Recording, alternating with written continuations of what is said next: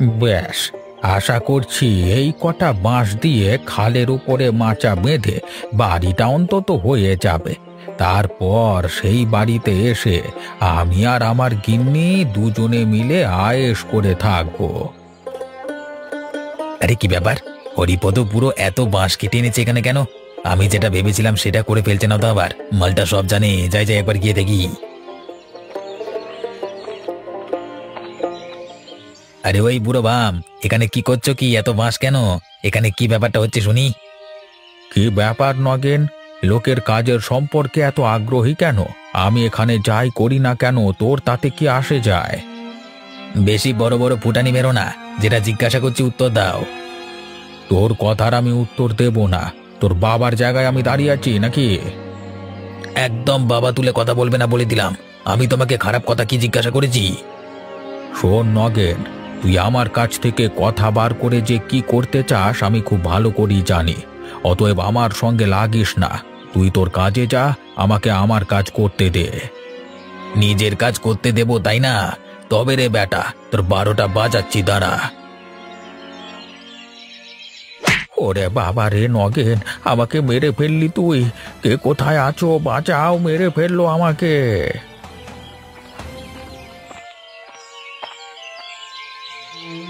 ওরে বাবা রে বাবা, সকালবেলায় বাড়ি থেকে বেরুতে বেরুতেই কাঁচার খেলাম রে। উফ, এখনো সারা দিনটা বাকি, সকালটাই খারাপ দিয়ে শুরু হলো আমার। আরে, আমার বাড়ির উঠানে এভাবে পচা টমেটো কে ফেলে দিয়ে গেল? গিন্নি কি সকালবেলায় আজকে উঠান ঝাড়ু দেয়নি নাকি? গিন্নি, আরে ও গিন্নি, ঘর থেকে বেরিয়ে এসো না। কি হলো কি? তুমি এত চিৎকার করছো কেন? আমি এই মাত্র আছাড় খেয়ে চিৎকার করে উঠলাম, তুমি শুনতে পাওনি? আমি অন্য খেয়ালে ছিলাম, হয়তো শুনতে পাইনি। এখন বলো কি হয়েছে? উঠানের দিকে তাকিয়ে দেখো, এসব কি? এগুলো তো মনে হচ্ছে পচা টমেটো, কিন্তু এই পচা টমেটো কোথা থেকে এলো? সেই প্রশ্নই তো আমি তোমাকে করছি। তুমি কি আজকে সকালবেলায় উঠে উঠান ঝাড়ু দাওনি? এই উল্টোপাল্টা প্রশ্ন করো না তো। আমি কি কোনোদিন উঠান ঝাড়ু দিই না? একদম বাজে প্রশ্ন করবে নাই বলে দিলাম। আরে তোমাকে তো জিজ্ঞাসা করছি আমি, তোমার রেগে যাওয়ার কি আছে? তাহলে যদি উঠান ঝাড়ু দিয়েই থাকবে, উঠানে এসব কি পড়ে? সেটা তো আমিও বুঝতে পারছি না। আমার মনে হয় আমার উঠান ঝাড়ু দেওয়ার পরে অন্য কেউ এসে এসব ছড়িয়ে ছিটিয়ে দিয়ে গেছে। বলো কি? কার কাজ হতে পারে এটা? রতন দাদার নয় তো? ও এসব কাজ করে যায়নি তো?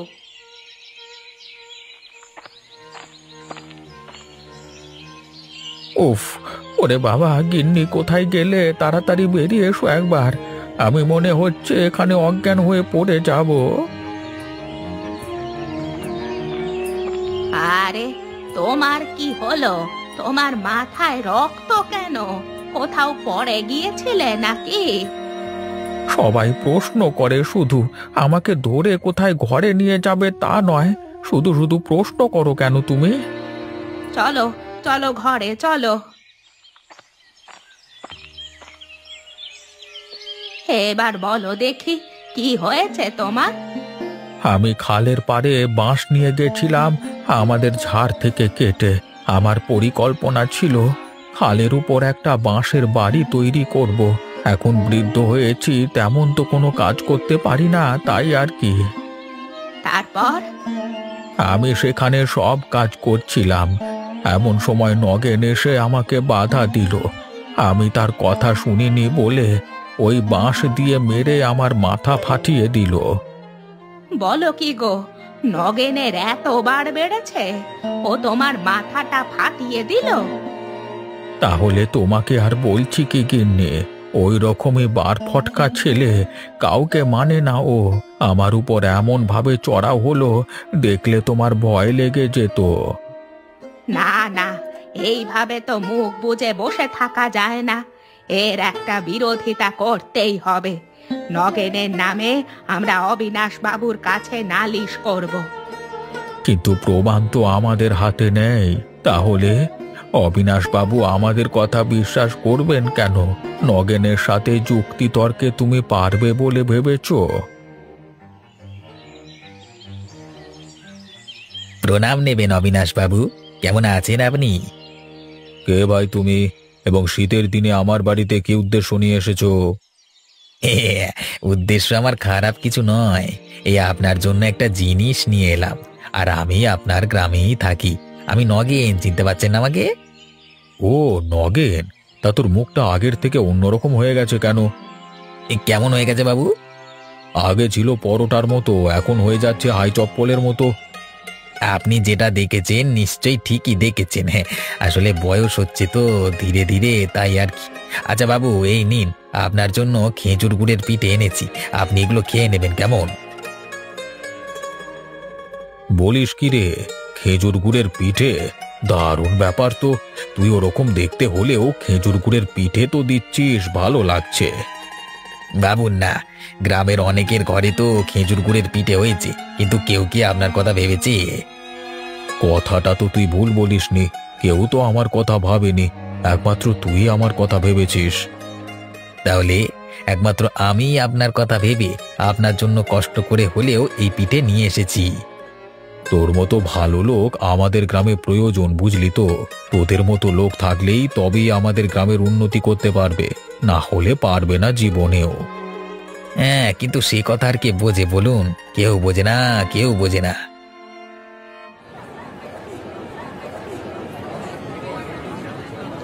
আসুন আসুন, নিয়ে যান নিয়ে যান। এই শীতের দিনে একদম তরতাজা সবজি নিয়ে যান। বাড়িতে নিয়ে গিয়ে নিজেই রান্না বান্না করে খেতে পারবেন, বউয়ের দরকার হবে না।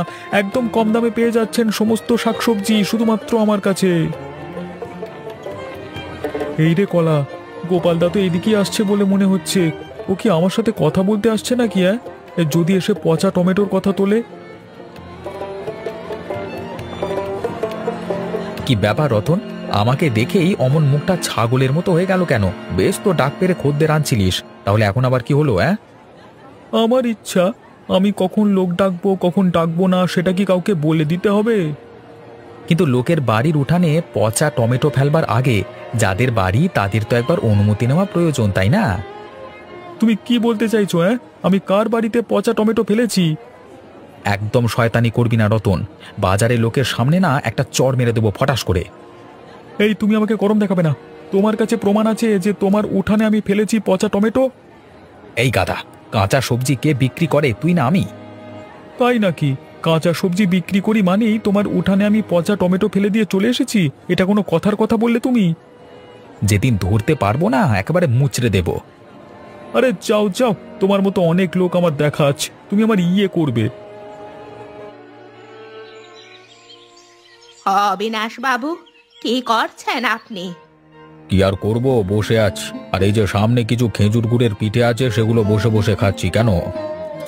আপনার কাছে একটা নালিশ ছিল বাবু, আপনার কি এখন শুনবার সময় হবে?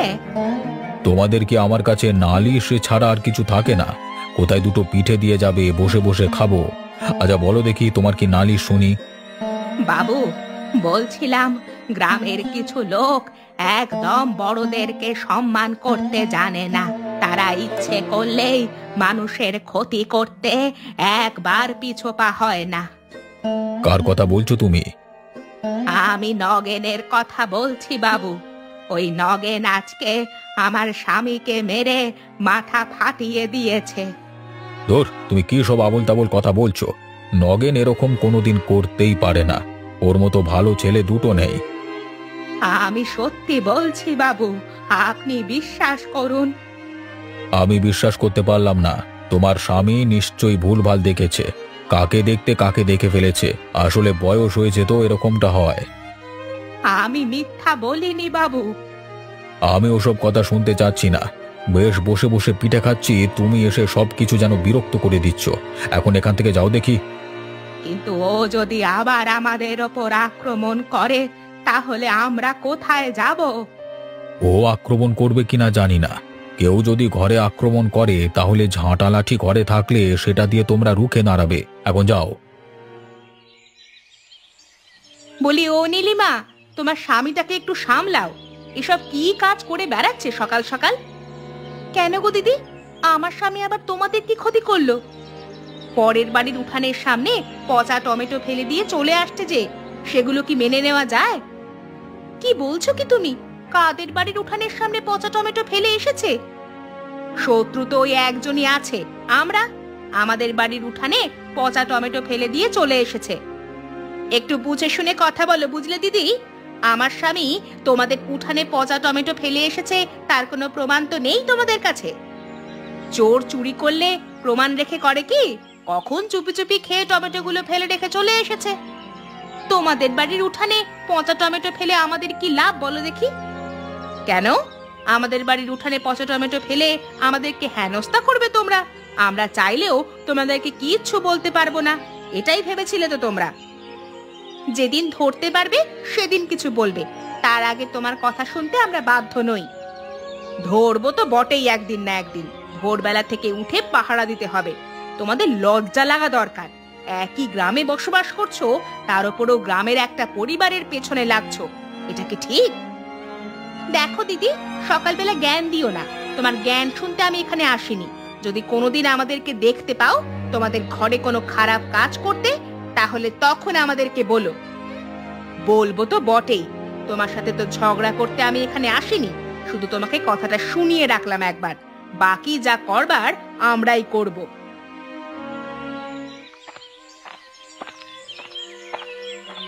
কি ভাই রতন, বাজার থেকে বাড়ি ফিরছ নাকি? সেরকমই তো মনে হচ্ছে। আজকে বাজারে দেখতে পেলাম না যে, কি ব্যাপার? আজকে একটু অবিনাশ বাবুর কাছে গিয়েছিলাম, তার জন্য কিছু খাবার নিয়ে আর কি। হ্যাঁ, আসলে শীত পড়েছে, খেজুর গুড়ের পিঠে তৈরি করেছিলাম, ভাবলাম ওনাকে দিয়ে আসি, তাই দিয়ে এলাম। ভালোই করেছো। অবিনাশ বাবুকে এভাবে খাবার দাবার দিয়ে পটিয়ে রাখো, তাহলেই হবে। আমি এদিক দিয়ে আসছিলাম, তখন মনে হলো যেন গোপালের বউ তোমার বউয়ের সাথে ঝগড়া লেগেছিল। ওদের এত বড় দুঃসাহস! আমার বউয়ের সাথে ঝগড়া লেগেছে? বাজারে আমার সাথে গোপাল ঝগড়া লেগেছিল। এদের খুব বার বেড়ে গেছে দেখছি। কিন্তু ব্যাপার কি বলো দেখি, হঠাৎ করে তোমাদের মধ্যে এরকম ঝগড়াঝাটি শুরু হলো কেন? আর বলবো কেন, কে না কে সকালবেলায় গিয়ে ওদের বাড়ির উঠানে পচা টমেটো ছড়িয়ে রেখে চলে এসেছে। ওরা ভাবছে নাকি আমরা করেছি। এবার আমরা যে জিনিসটা করিনি সেটা মানবে কেন? সন্দেহের বশে আমাদের সাথে ঝগড়া লেগেছে। ছি ছি ছি ছি, গোপালের এটা উচিত হয়নি। এইভাবে তোমার নামে দোষারোপ করা বিনা কারণে, এটা কিন্তু উচিত নয়। কিন্তু কি বলবো বল দেখি, গোপালের সঙ্গে যে আবার মনে হচ্ছে ঝগড়া লাগতে হবে, এরা একটু বেশি বাড়াবাড়ি করছে। হ্যাঁ, এরা যখন এত মাথার উপর চড়ে বসবার চেষ্টা করছে, তখন তো কিছু একটা করবার দরকার। তুমি যাও যাও, আর দেরি করো না। এই তো, এদের দুজনকার মধ্যে ঝামেলা সৃষ্টি করে দেওয়া গেছে, এবার জমবে মজা। কোথায় কাকিমা? কোথায় গেলে তুমি? কাকাবাবুকে দেখতে এলাম আমি। আরে গিন্নিমা, আপনি আসুন আসুন, ভেতরে আসুন। কাকাবাবু কোথায়? ঘরে বসে আছে, আসুন আপনি ভেতরে আসুন।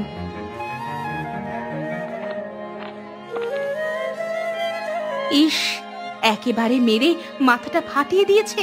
কিন্তু নগেন এরকম করতে গেল কেন? ওর কি আপনাদের উপর রাগ ছিল? রাগ আর বলি কেন, আমি ওই খালের উপর একটা বাঁশের বাড়ি বানাতে চেয়েছিলাম, সেই কাজটা আমাকে করতে দেয়নি, বাধা দিয়েছিল। কিন্তু এত জায়গা থাকতে খালের উপর আপনি বাড়ি তৈরি করবেন কেন? এটা আমার অনেক দিনের শখ বলতে পারেন। আসলে বৃদ্ধ হয়েছি তো, তাই এখন শখটা মিটিয়ে নিচ্ছি। জানি না পরে আবার সময় পাবো কিনা। আমি বুঝতে পেরেছি আপনি কি বলতে চাইছেন। তাতেও নগেনের এইভাবে আক্রমণ করা ঠিক হয়নি। বুড়িমা যখন কথা বলতে গিয়েছিল আমি সব শুনেছি। আমি আজকে গিয়ে ওকে বোঝাবার চেষ্টা করব। কিন্তু অবিনাশ বাবু আমার কথা বিশ্বাস করলেন না কেন? তুমি সেখানে যাওয়ার আগে নগেন গিয়েছিল খেজুর গুড়ের পিঠে নিয়ে। সেই পিঠে দিয়ে আগে ওর নাম কিনে নিয়ে চলে এসেছে, তাই জন্যই তোমার কথা বিশ্বাস করতে চাইল না। আমার বাঁশের বাড়ির কথাটা একটু বলবেন কেমন? আচ্ছা বেশ, আমি বলবো।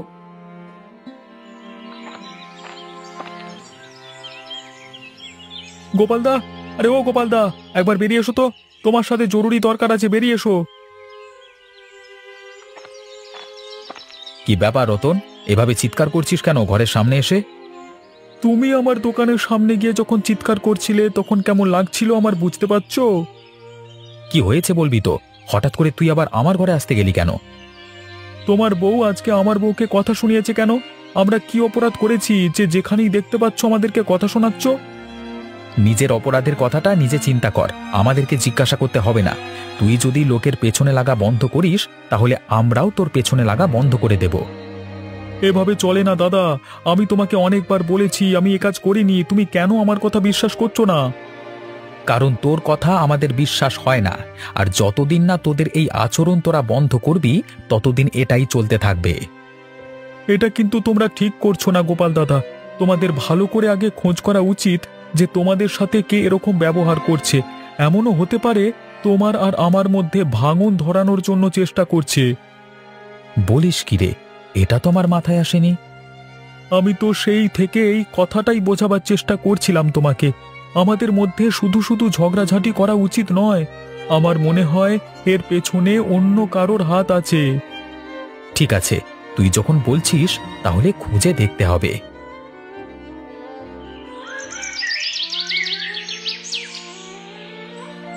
তুমি বুঝবে তুমি ভুল করছো। আমার মনে হচ্ছে ও ভুল কাজটা করেছিল বলেই তোমার মন জয় করার জন্য আগে তোমার জন্য পিঠে নিয়ে চলে এলো। না না গিন্নি, আমি তোমার কথা বিশ্বাস করতে পারলাম না। এটা কি কখনো হতে পারে? তুমি ভাবো তো, কেউ কোনো দিন আমাকে এর আগে পিঠে খাইয়ে গেছে? কেউ খাইয়ে যায়নি বুঝতে পারছি, কিন্তু কেন যে হঠাৎ করে পিঠে খাওয়াতে এলো সেটাও তো বোঝার দরকার। তাহলে তুমি কি বলতে চাইছো? নগেন তাহলে সত্যি করেই হরিপদ কাকার মাথা ফাটিয়েছে? আমি এইমাত্র গিয়ে তার অবস্থা দেখে এলাম, বিচার না পেয়ে যেন আরো মুষড়ে পড়েছে।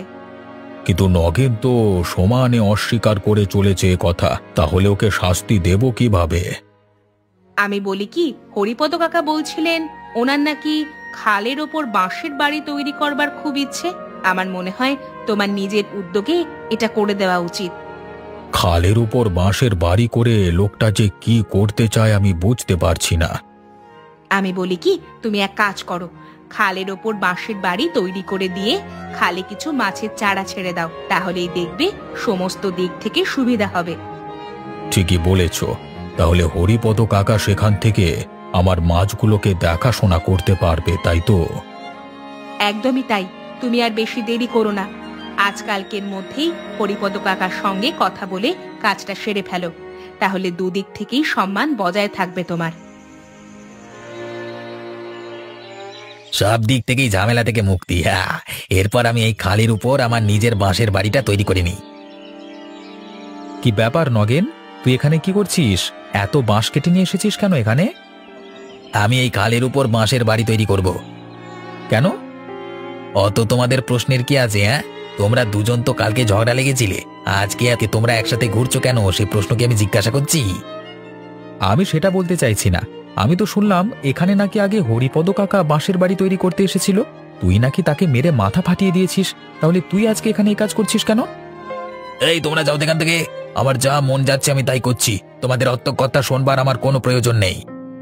একটা কথা বল দেখি নগেন, তুই কি গোপালদার বাড়ির উঠানে পচা টমেটো ছড়িয়ে দিয়ে চলে এসেছিস? না না, আমি কেন করতে যাবো এই কাজ? আমি এসব কাজ করিনি। তোকে দেখলে আমার খুব সন্দেহ হয়, তাই জন্যই জিজ্ঞাসা করলাম। তোমরা এখান থেকে যাও বলে দিলাম, তোমাদের কথা শুনতে ভালো লাগছে না, আমাকে আমার নিজের কাজটা করতে দাও। ঠিক আছে, চলে যাচ্ছি। এখানে দাঁড়িয়ে থাকবার আমাদের কোনো ইচ্ছে নেই।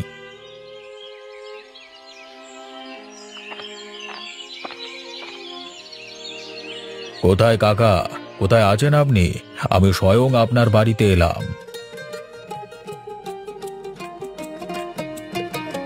এখন কেমন আছেন কাকা বাবু?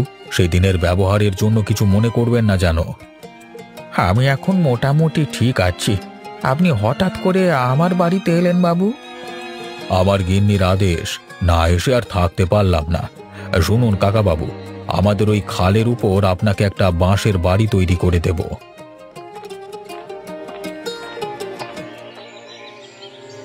আপনি বলবার আগেই ওই নগেন ইতিমধ্যে সেই বাড়ি তৈরি করতে শুরু করে দিয়েছে। দেখেছেন বাবু, ওই ছেলেটার মনে তাহলে এই ছিল, আমাকে কালকে এমন মার মারলো। তার মানে নগেন আমাকে হাত করে এসব কাজই করতে চাইছিল। আমার গিন্নি তাহলে মিথ্যে কথা বলেনি। তাহলে একটা কাজ করা যাক। কি কাজ বাবু? নগেন যেমন খালের উপর বাঁশের বাড়িটা তৈরি করছে করুক, কিন্তু সেখানে ও নিজে থাকতে পারবে না, থাকবেন আপনি। আপনাকে অসংখ্য ধন্যবাদ বাবু, আমার অনেক দিনের ইচ্ছে একটা পূরণ হবে। শুধু তাই নয়, আমি ওই খালের জলে অনেক মাছের চারা ছেড়ে দেব, সেগুলোকে দেখাশোনা করবার দায়িত্ব তোমার। এজন্য মাস শেষে আমি তোমাকে হাত খরচা দেব। হরিপদ কাকা, তোমার তো তাহলে ভাগ্য খুলে গেল গো। নগেন অনেক চেষ্টা করেও বাবুর মন জয় করতে পারল না। হ্যাঁ রে বাপ, গিন্নিমা যদি না থাকতো তাহলে আমাদের কোনোদিনই এত বড় উপকার হতো না। আপনাকে অসংখ্য ধন্যবাদ অবিনাশ বাবু। আমাকে ধন্যবাদ দেবার প্রয়োজন নেই, এবার একবার নগেনের সাথে মুখোমুখি হতে হবে।